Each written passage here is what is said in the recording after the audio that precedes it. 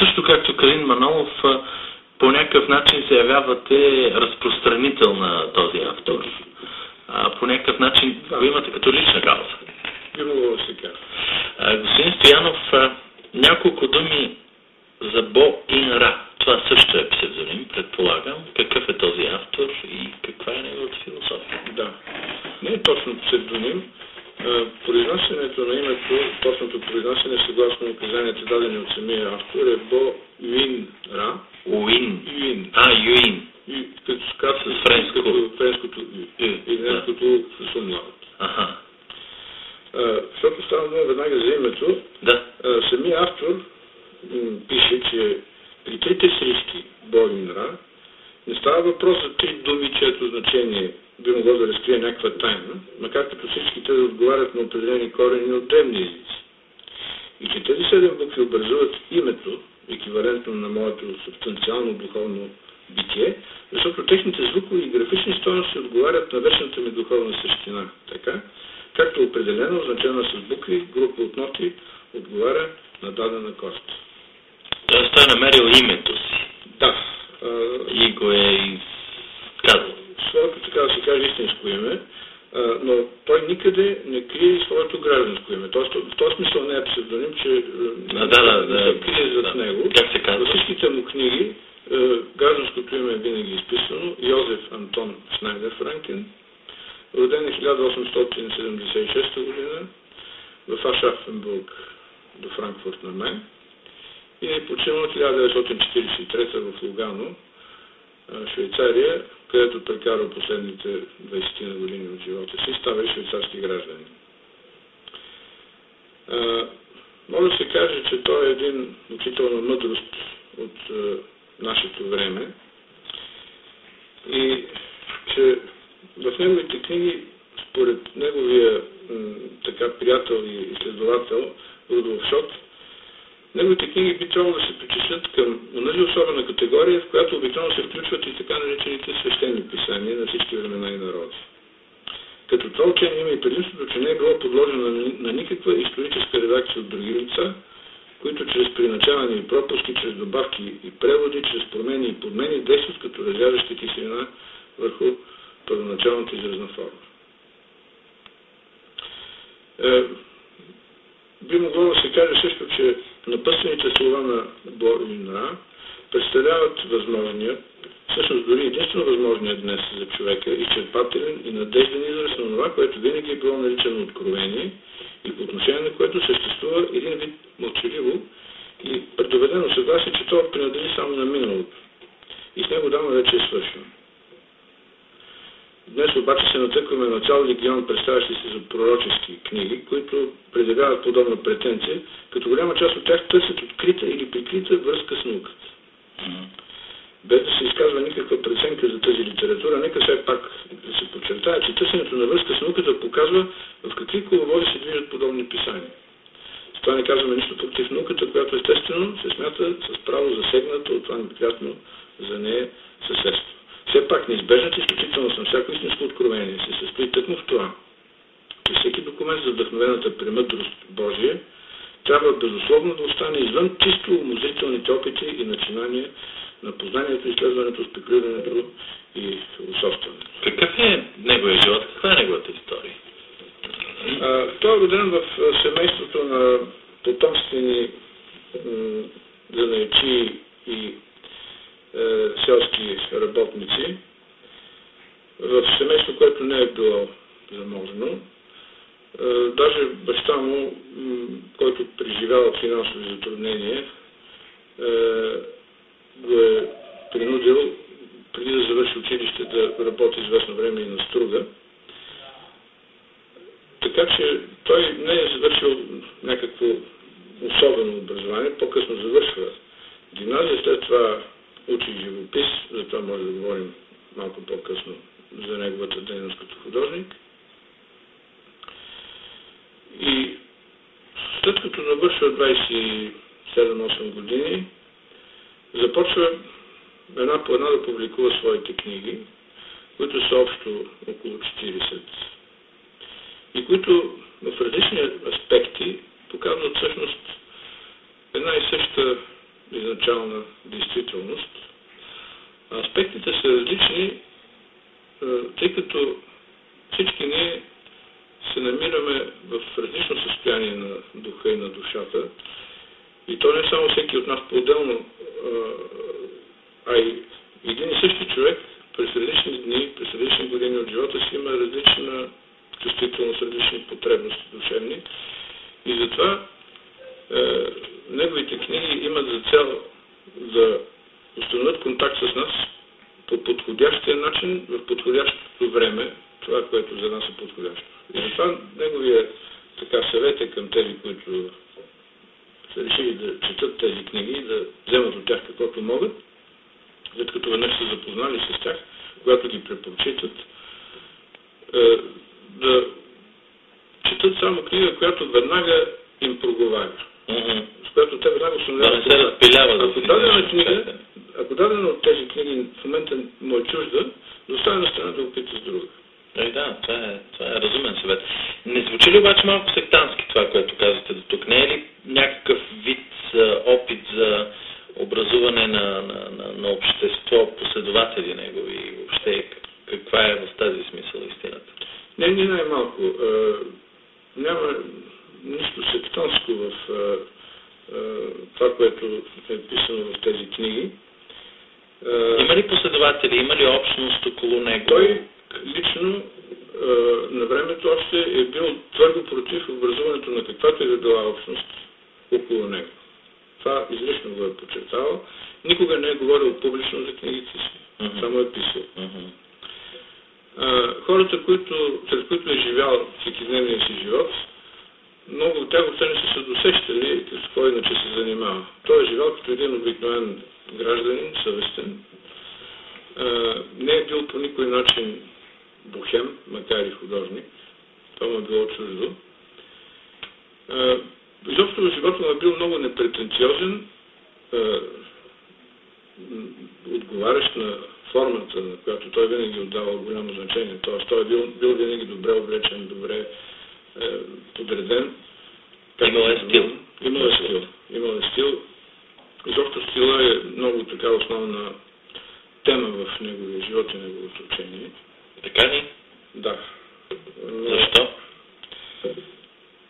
Както е казал на времето Бюфон, прочутия френски естествоизпитател Конт де Бюфон, стила, това е самия човек. И самата дума стил идва от гръцкото стилус, което е пръчка или колона. И в значението си, особено като колона, показва една подреденост, една връзка между горното и долното също, ако искате. И линия, да. Особено дорийския ред, дорийската колона,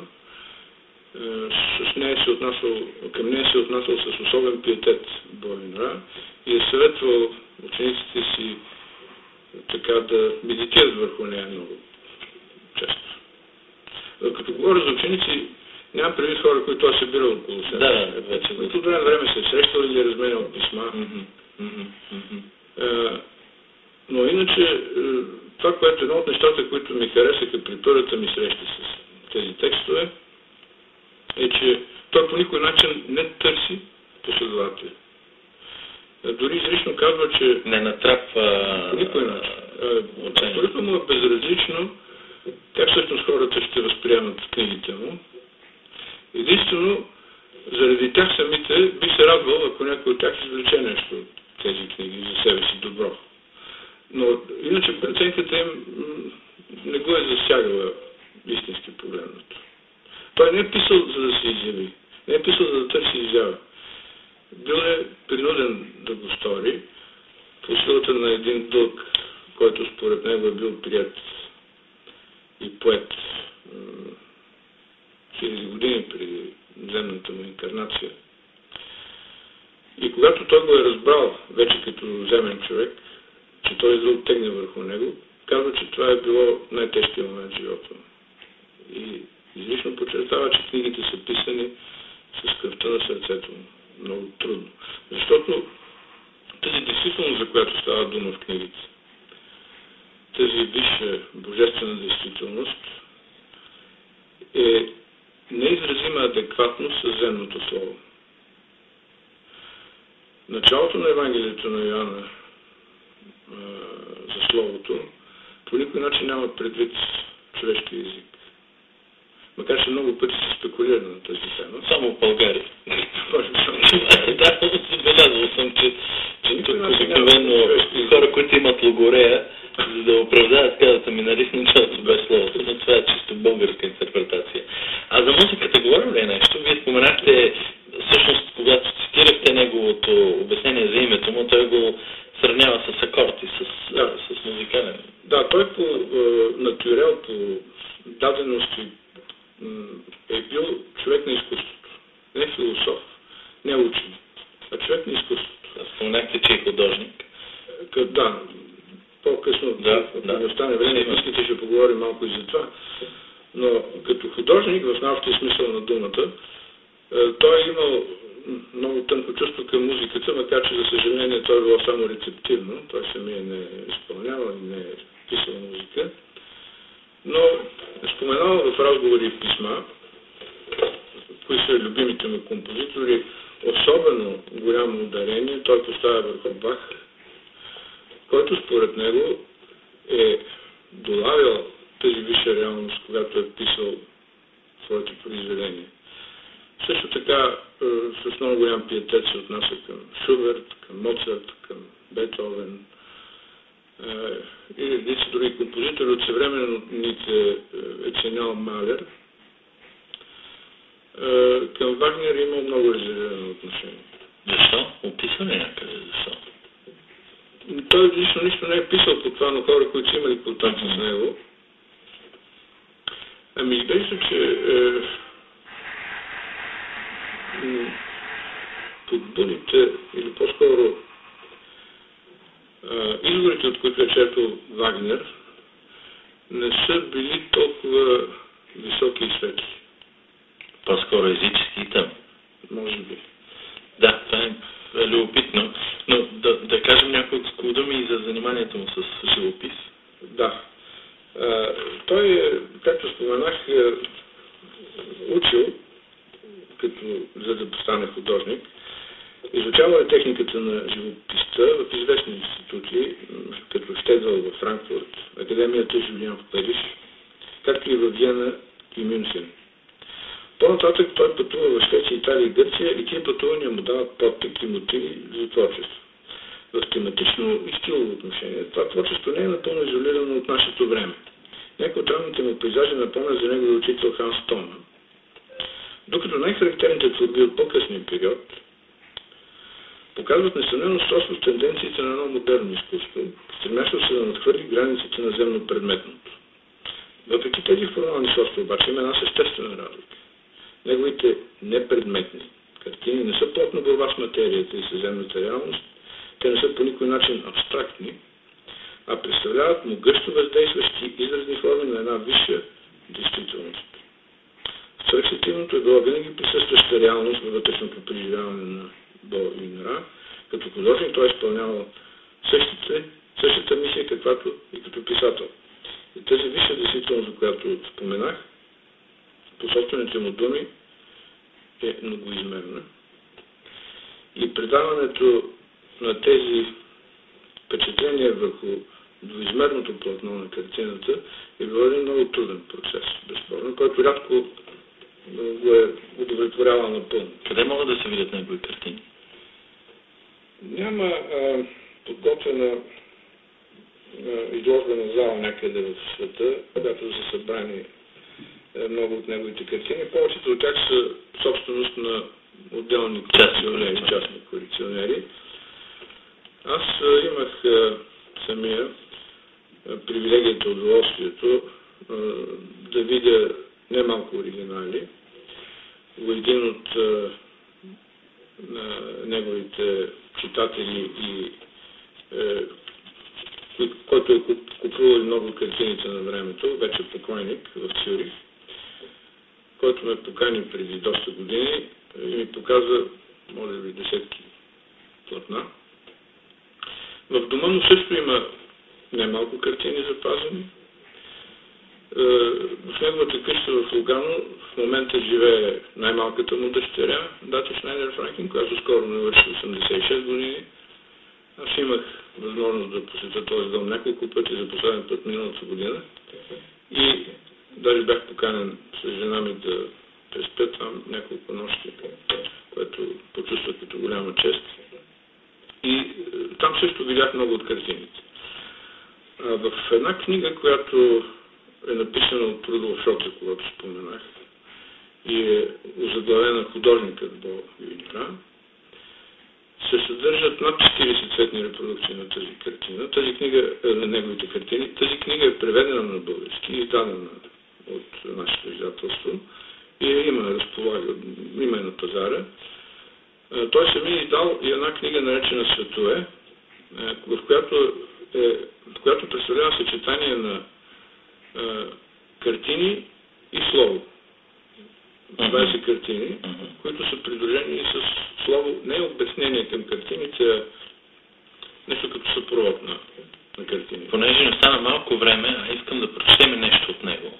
Ще трябва да изберете, но преди това да ми кажете как вие се увлякохте по това творчество.